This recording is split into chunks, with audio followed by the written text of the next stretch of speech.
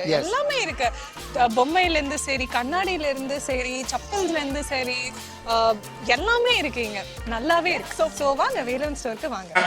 பானையாப்பா 234 சீட்ல ஒரு 6 சீட்டை கழிச்சு 228க்கு தான் தேர்தல். நாங்கள் 6ல் ஜெயிச்சிட்டோம்னு சொன்னோம். ஆனால் அந்த 6ல் பானை சின்னத்தில் நின்றுது அது சுடுகாட்டு பானைன்னா, அட உன் தலையில் போட்டு உடைக்க, அது சுடுகாட்டு பானை இல்லைடா, ஏழை பெண்களுக்கு உதவுற பொங்கல் பானை, குழந்தைகளுக்கு விட்டு அது பால் பானை. அந்த பால் பானை நடந்து வந்தால் அது பட்டத்து யானை என்று சொல்லி தலித்துகளுக்கான இயக்கம் விடுதலை சிறுத்தை இயக்கமே தவிர தலித்து மட்டுமே அந்த இயக்கத்தில் இல்லை. அந்த இயக்கத்தில் இருந்த சட்டமன்ற உறுப்பினராக ஒரு வன்னியரை சேர்ந்த பாலாஜி இருக்கிறார், திருநின்றவூரில் இருக்கிறார், ஒரு இஸ்லாமிய சகோதரர் நாகப்பட்டினத்திலே சானவாஸ் இருக்கிறார் என சொல்லி சமுதாய புரட்சியை ஏற்படுத்தி கொடுத்த தேர்தல் இந்த தேர்தல். அதற்காக உங்களுக்கு ஒரு நன்றி. அதே போலவே என்னமோ தரங்க சுப்பிரமணியன் எல்லாம் எனக்கு தெரியல, சின்ன வயசுலேருந்து உழைச்சிக்கிட்டு இருக்காரு, கஷ்டப்பட்டுக்கிட்டே இருக்கார். அவன் அரசியலுக்கு போகிறதுக்கு எவ்வளவு உழைக்கிறான், பள்ளி பண்ண மாதெல்லாம் எவ்வளோ பண்ணுறாங்க.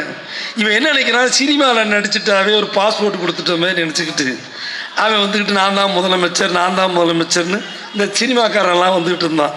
இந்த ஒரு தேர்தலில் தான் நம்மகிட்ட கூட்டணிக்கு வந்தாலும் சரி, கமலஹாசன், சரத்குமார், விஜயகாந்த், சீமா, மன்சூர் அலிகான், எஸ்வி சேகர், இந்த கருணாசு, அதே மாதிரி பெண்களில் குஷ்பு, அந்த அம்மா ராதிகா, விஜயகாந்த் பொண்டாட்டி பிரேமலதா, ஒருத்தனை விடலையே.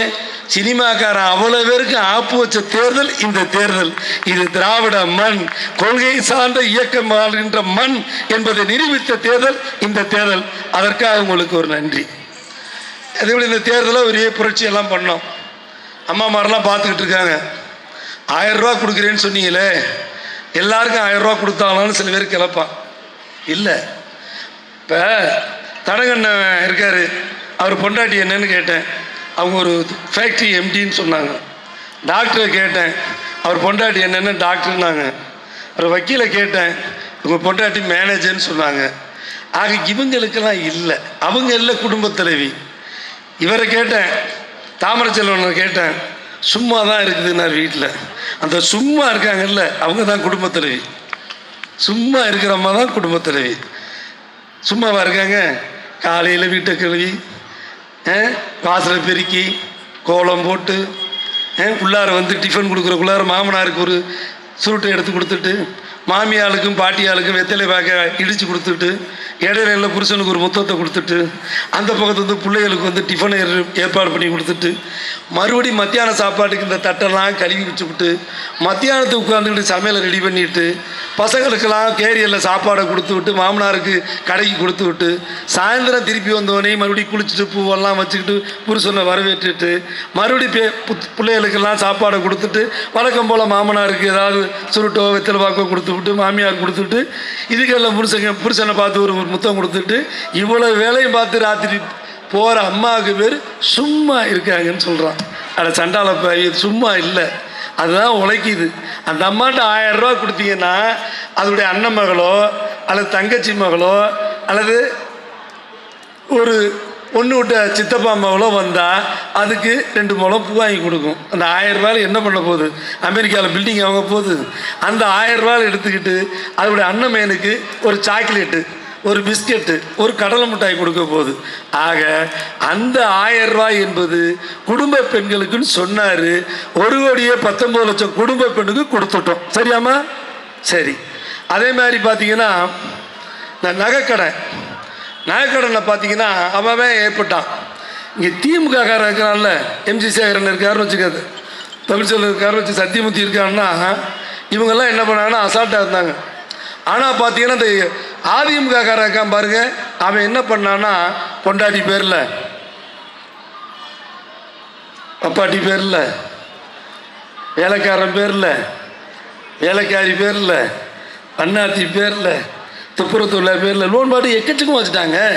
அது நகையாக வச்ச பரவாயில்ல, கல் வச்சுட்டான், கவரி நகை வச்சுட்டான். இதெல்லாம் கண்டுபிடிச்சு தள்ளுபடி பண்ணுறதுக்கு 4800 கோடி ரூபாய்க்கு நகைக்கடனை தள்ளுபடி செய்த இயக்கம் திராவிட மாடல் ஆட்சி நடத்துகின்ற திமுக இயக்கம். அது மட்டும் இல்லை, எப்படி சொல்லலாம், பஸ்ஸில் சொல்லுவாங்க ஈஸியாக பேருந்துன்னு, இலவச பேருந்து அப்படி இல்லை. அம்மா அம்மா பணம் கொடுமா, பஸ்ஸு வந்துருச்சுமா, இருடா இருடி, உங்கள் அப்பா தூங்கிட்டு நான் முடிச்சிட போகிறான்டி, இருடி பார்த்து எடுத்துட்றேன்.